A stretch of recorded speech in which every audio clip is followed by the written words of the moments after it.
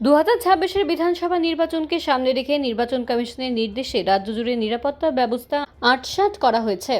সেই তৎপরতার অংশ হিসেবে নিউ ফারাক্কা রেলওয়ে স্টেশনে আরপিএফ এর বিশেষ অভিযানে উদ্ধার হলো বিপুল পরিমাণ মাদক। প্রায় 20 লক্ষ টাকা মূল্যের গাঁজাসহ 2 যুবককে গ্রেফতার করেছে rail police.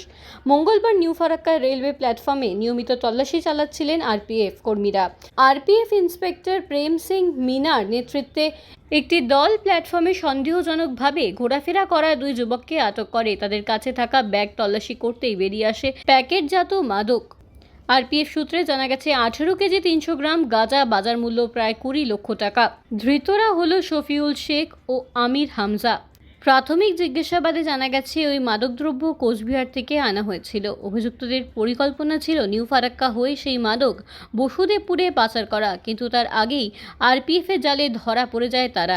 New Farakka RPF ধৃত যুবক ও উদ্ধার হওয়া গাঁজা পরবর্তী আইনি প্রক্রিয়ার জন্য নিউ ফারাক্কা রেলওয়ে জিআরপির হাতে তুলে দিয়েছে।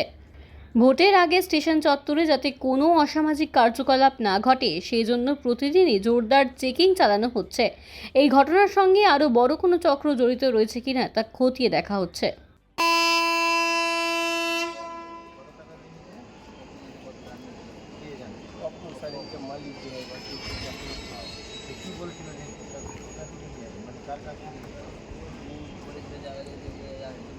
उसको भी खोलो खोलो।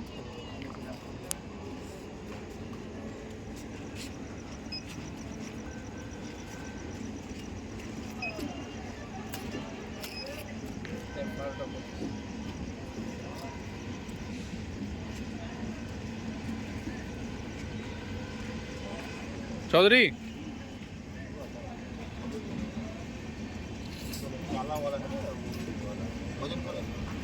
वजन करो।